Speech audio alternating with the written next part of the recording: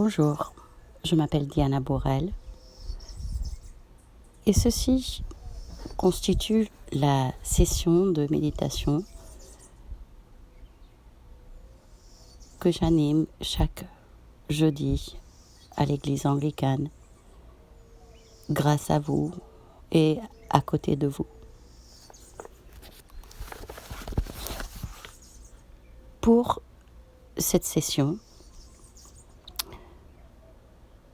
j'ai fait appel à un livre, premier tome de l'éveil du cœur, écrite par Claire Montello, qui s'appelle Paroles d'éveil. Elle a réuni des textes de différents maîtres, venant de différentes traditions. Celle-ci est le texte de Kayang, un maître tibétain d'autrefois, et s'appelle « Le chemin est vous et passe par vous ». Je pensais partager avec vous ce texte, de le lire lentement, de l'utiliser comme source de méditation, de intériorisation.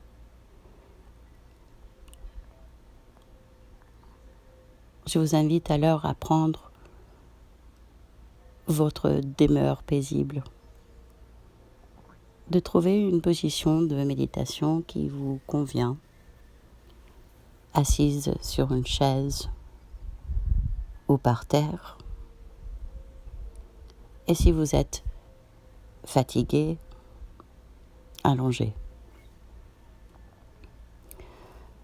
Je vais avancer pas à pas, comme le texte le suggère,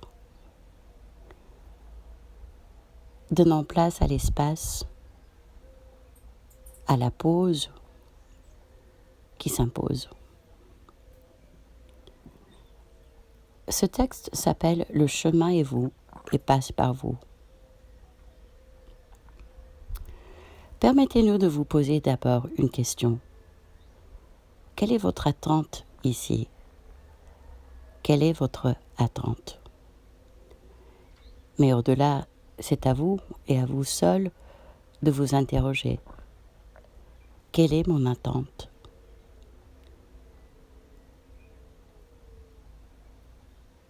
Pourquoi ce silence? La réponse est-elle si difficile à formuler? Pourquoi? Paix. Paix. Kayang n'a-t-il pas répété maintes et maintes fois?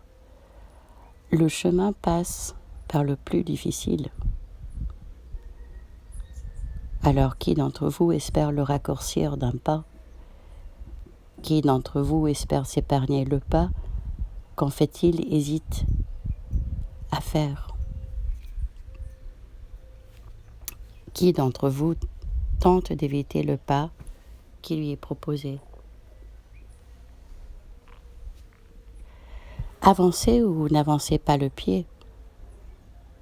Ralentissez ou accélérez votre démarche. Le pas est de toute façon à accomplir, ici ou ailleurs, en ce moment ou plus tard. Personne ne peut modifier la courbe du sentier sur lequel il chemine. Le chemin n'est pas extérieur à vous-même. Le chemin est vous et passe par vous.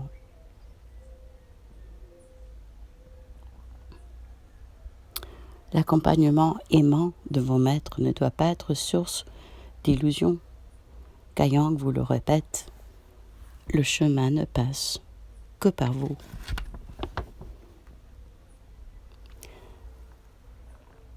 Qui pense pouvoir se rafraîchir dans l'eau du fleuve tout en restant appuyé au bord de sa fenêtre?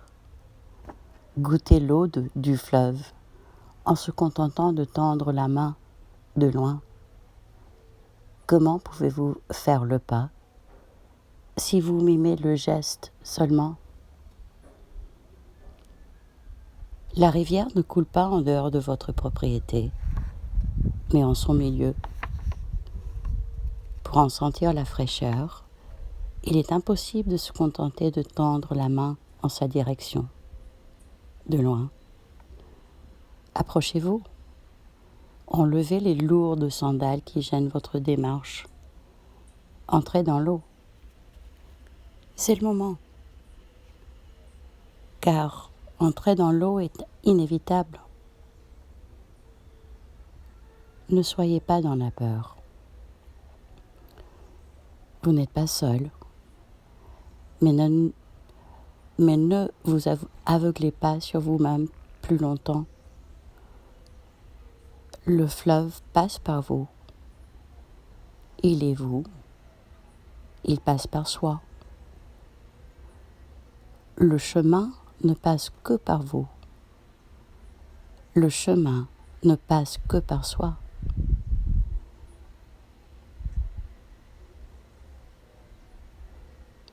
Tout amour et toute paix vous accompagnent. Pris dans les tourbillons de votre inquiétude, vous cherchez ailleurs, autrement le réconfort. Vous vous dites impatient d'atteindre un idéal que vous construisez de toutes pièces. Vous vous fixez des objectifs lointains. Vous projetez rêves et désirs. Vous tentez de fermer les yeux et d'oublier le tracé du sentier, les méandres du ruisseau. Autant d'échappatoires à vous-même.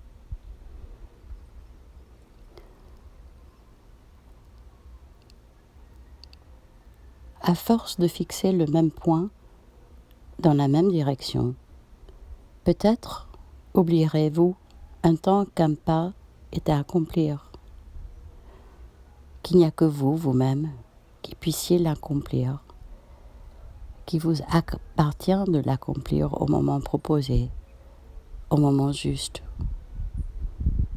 Pourquoi tentez-vous de le différer ? Pouvez-vous accepter d'entendre ? Pouvez-vous entendre ce que nous vous enseignons aujourd'hui ?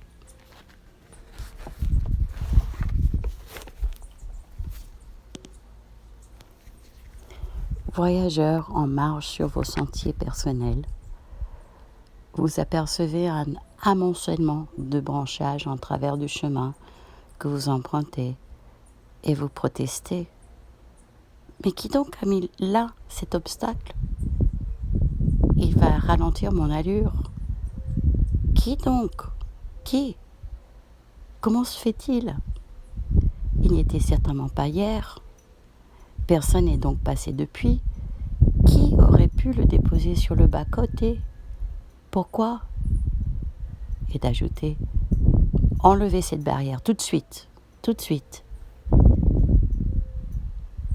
N'est-ce pas ce que vous dites parfois, lorsque vous semblez vous heurter à votre vie ?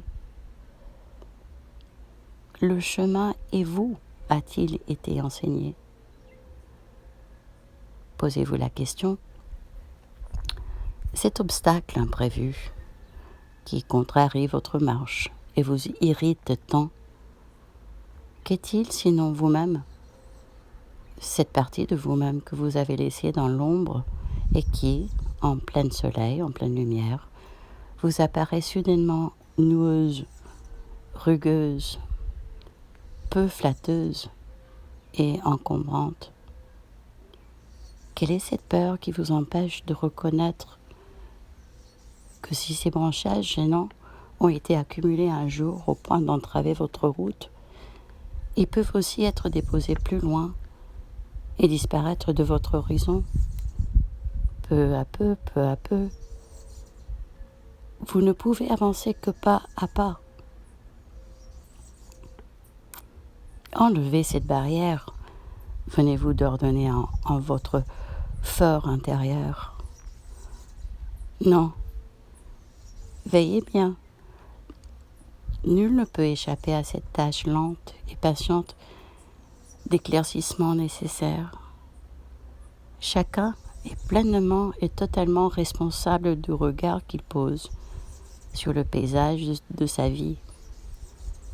Vous êtes tous concernés par cette interpellation et chacun d'entre vous personnellement, très personnellement.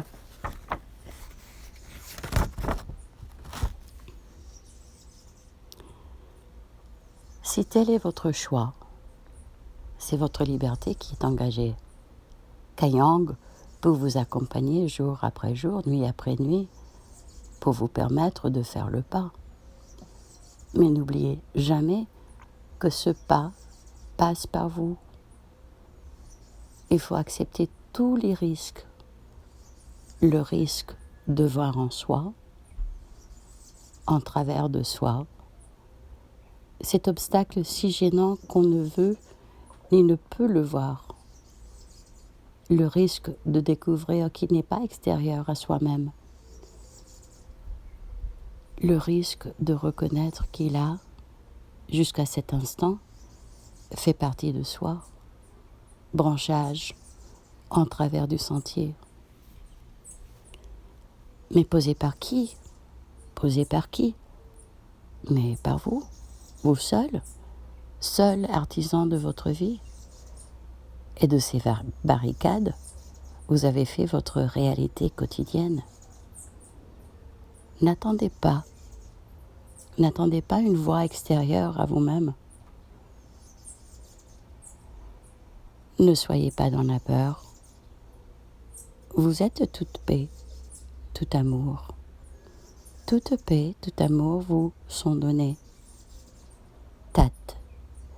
Lorsque Tat est découvert, il ne reste que paix et amour. Permettez à Kayang de sourire. Beaucoup semblent hocher la tête et supérer. Toute paix, tout amour vous accompagne. Mais à quoi bon? Toute paix, tout amour. Mais pour qui et pourquoi? Croyez-vous que Kayang ne sache pas combien il est difficile d'avancer le pied lorsque la fatigue est grande, que le sommet du mont paraît si éloigné et la pente si ardue à gravir? Soyez apaisés. En chacun de vous vit déjà promesse de paix et d'amour. Soyez réchauffés. Au cœur de chacun brûle un soleil éclatant qui fait fondre souffrance, doute et incertitude. Promesse vaine, murmurez-vous. Kayang vous répond, faites votre travail. Voyez avec lucidité, avec bienveillance. Tat, il n'est en vous que paix et amour.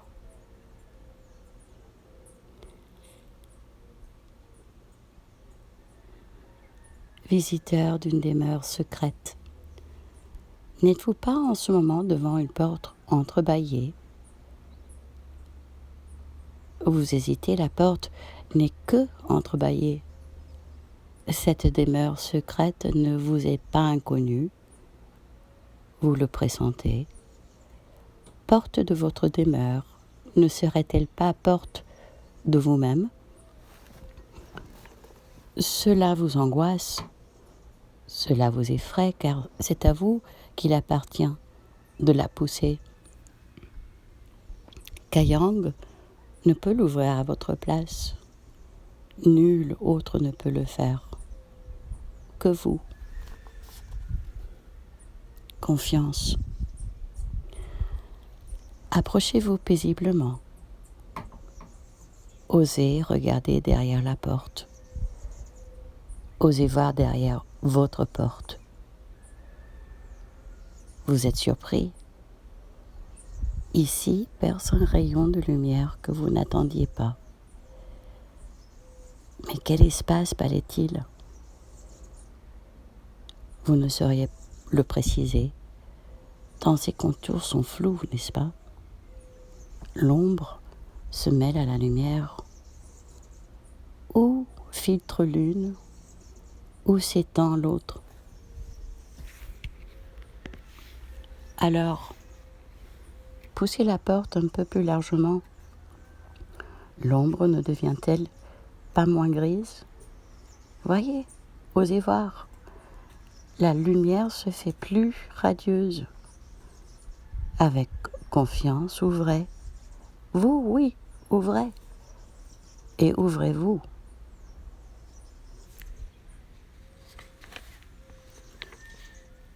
Poussez la porte. Poussez. L'ombre recule. Le soleil gagne et la porte peut alors s'ouvrir tout à fait. Crainte et doute se sont évanouis. En vous, émerveillement, étonnement, joie et paix illimitée. Avez-vous jamais pensé qu'il était possible de trouver un tel trésor sans en payer le prix, tout le prix? Vous n'êtes pas seul. Entendez cependant encore une fois, entendre permet d'apprendre à accepter parfois. Kayang marche à vos côtés et vous accompagne en tout amour, mais c'est à vous et à vous seul qu'il revient de pousser ou de ne pas pousser la porte entrebâillée. Comment, dites-vous?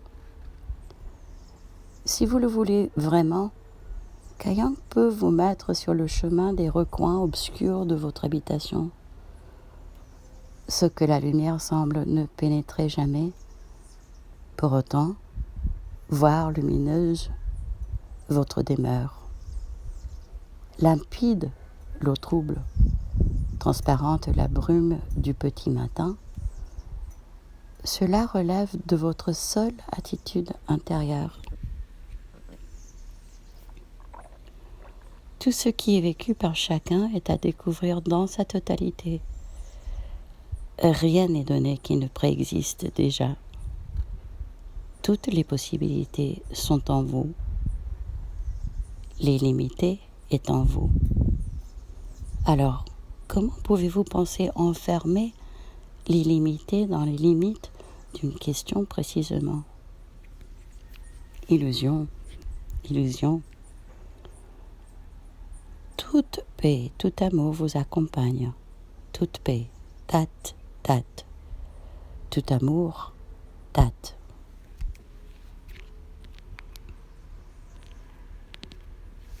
Qui d'entre vous proteste en ce moment? Il est si facile de parler de paix, d'amour. Je ne les vois guère dans ma vie. J'aimerais moi aussi marcher le pied léger. Mais mon chemin est si tortueux, si contrarié. Auriez-vous déjà oublié l'évidence que Kayang soulignait il y a quelques instants? Le rocher qui barre votre route est vous, et personne ne peut l'enlever à votre place. Quand Kayang emploie le terme « enlever », comprenons. Il ne s'agit pas de décider de supprimer purement et simplement cette entrave gênante. Il s'agit de reconnaître. Reconnaître toutes les aspérités du rocher, toutes les aspérités de vous-même, pour qu'elles puissent être usées, pour qu'elles puissent se laisser user. Comment répétez-vous? Comprenez, acceptez, faites un avec la réalité suivante. L'obstacle, vous-même, vous avez à le reconnaître pleinement, totalement. La responsabilité qui est vôtre consiste à accepter ou à différer le pas qui vous est proposé maintenant. Qu'il soit clair que ce pas sera accompli, que cette reconnaissance sera opérée, de toute façon. Il est du ressort de chacun de les réaliser au temps opportun. Différez si vous ne pouvez pas faire autrement. Ne portez pas sur vous un regard coupable. Mais soyez conscient, ce n'est en rien une faute, c'est un retard, et le retard rend plus ardu le pas qui, quoi qu'il en soit, se représentera plus tard. Illusions, solutions faciles n'ont pas de place ici. Pour autant, abandonnez tout effort. Ne confondez pas courage et effort. Le courage se reconnaît, ici en ce moment, en l'absence d'effort, en la libre détermination. Tate, chemin de courage, non chemin d'effort. Acceptez pour un temps de ne plus identifier le sentier auquel vos pieds étaient accoutumés, le sentier que vous avez cru vôtre. Acceptez que la marche dans cette montagne escarpée soit sinueuse, mais possible. Acceptez que le tracé du chemin ne vous apparaisse plus clairement, car le sentier que vous avez jusque-là suivi est celui que vous avez aménagé avec ténacité, jour après jour, à votre convenance. Vous y avez posé des jalons, des balises, connues de vous et de vous seul. Ils vous ont été rassurants, n'est-ce pas?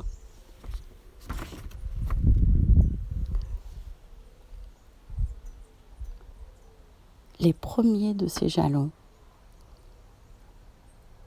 vous les avez détruits en chantant. Vous avez cru les détruire et vous avez chanté. Mais les repères à présent s'espacent. La nuit tombe. La marche devient malaisée. L'inquiétude gagne et vous vous interrogez. Qui va éclairer ma route désormais? Je ne peux avancer sans signe sûr. Quel imprudent j'étais en acceptant de les briser. La marche me demande maintenant tant d'efforts, trop d'efforts. L'obscurité du moment est si grande. Pour ne pas m'égarer, j'ai besoin de repères. Et vous tentez patiemment de les reconstruire, semblables à ceux que vous avez édifiés. Mais rétablis par vous avec tant de zèle, ils ne peuvent désormais qu'être inadaptés au terrain que vous parcourez dans l'instant. Et ce terrain, c'est vous. Alors oui, il vous faut accepter de marcher autrement, sans raideur figée, sans nostalgie pour ce qui fut, sans effort aveugle, mais avec détermination et en toute liberté.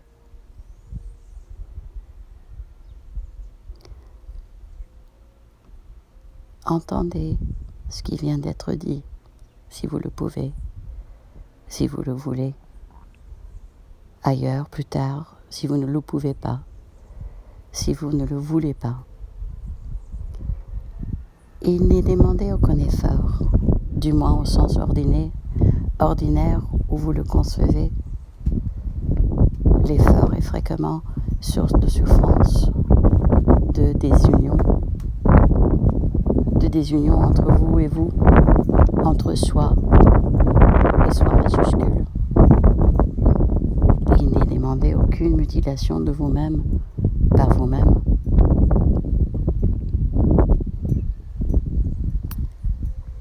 Il n'est besoin ici que de détermination profonde. Tout vous est acquis, au-delà de toute limite. Rien n'est jamais donné qui n'existait déjà. tout amour et toute paix vous accompagne.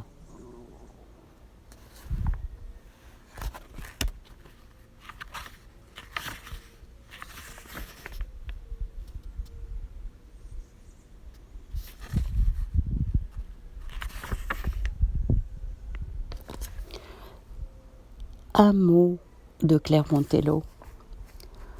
En rassemblant ces paroles d'éveil, j'ai voulu partager avec vous une belle histoire. L'histoire d'une rencontre, ou plutôt l'histoire de rencontre. Une histoire d'amour, une histoire qui chante la vie, une histoire qui encourage à nous tenir debout. Une histoire qui ouvre à l'essentiel. Cela pourrait être aussi une histoire de grands espaces à parcourir, sans hâte, libre, au creux du regard d'un étonnement émerveillé, au creux du cœur, une capacité à aimer renouvelée, au creux de nos fibres les plus secrètes, le pétillement de la gratitude. Pour qui accepte de se laisser guider sur cette terre-là, une voix est éclairée, jalonnée de paroles qui engagent la vie, la mienne, la vôtre. Paroles d'éveil, paroles d'amour. C'est une voix de cœur, la voix du cœur. Cette histoire est celle d'un enseignement, spirituel dit-on. Un de plus, ajoutons parfois. Mais si étonnant, provoquant, débordant d'une telle humanité qu'il en est singulier. Cet enseignement a bouleversé ma vie. Il m'a réveillée. Il a aussi tant et tant régénéré, élargi la vie d'autres personnes, celles qui, par hasard, y ont eu accès, que sa richesse paraît se démultiplier au fur et à mesure que l'on croit la cerner. Sur les débuts de l'histoire, que vous dire? Rien de spectaculaire qui puisse vous surprendre, rien que du banal, du très ordinaire. Aux origines de paroles d'éveil, une quête, la mienne, une soif, celle d'oser approcher des recoins d'une demeure personnelle que je connaissais fort mal et occupais bien peu. On appelle cela le travail sur soi, paraît-il. Le lying en fut une étape.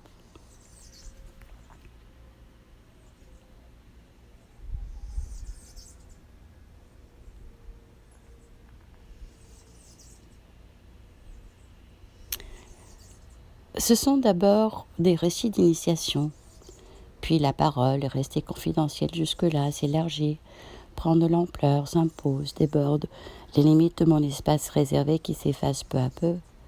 Reste un fil qui se déroule continuellement, un fil d'Ariane, en quelque sorte, qui nous permet de cheminer au cœur de nos labyrinthes personnels. La parole devient alors enseignement, elle est une évidence. Je n'ai pas à la tenir cachée.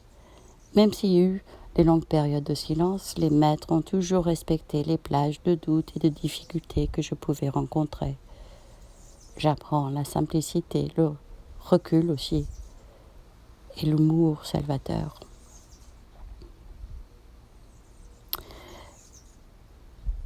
Ces messages n'ont cessé de multiplier. Ils ne sont ni traduits ni entendus, ils sont simplement vibratoirement captés de façon immédiate. Leur transmission peut être écrite, elle peut être orale. Les formes en sont variées, courts messages lapidaires de méditation, entretiens particuliers, poèmes murmurés au creux de l'oreille étonnée, mais aussi des larges enseignements construits et suivis au long des années. Ne soyez alors pas surpris si certains textes sont tournés vers une personne, si d'autres s'adressent à des auditoires plus nombreux, parfois faisant allusion à la situation du moment.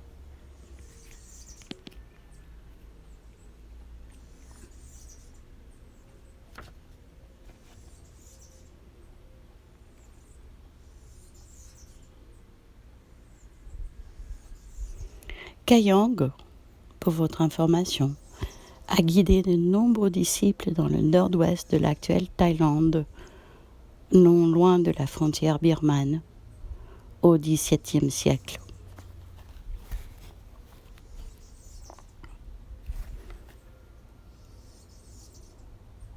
J'espère que ce texte et sa pertinence frappante avec les événements, les aspérités de rochers qu'on a à rencontrer, puisse en quelque sorte vous aider, vous guider, au moins vous permettre de passer du temps dans votre demeure personnelle et d'y allumer une bougie, de regarder la flamme de cette bougie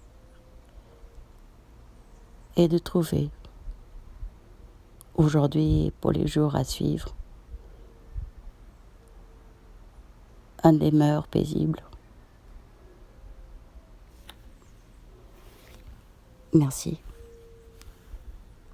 Bonne journée.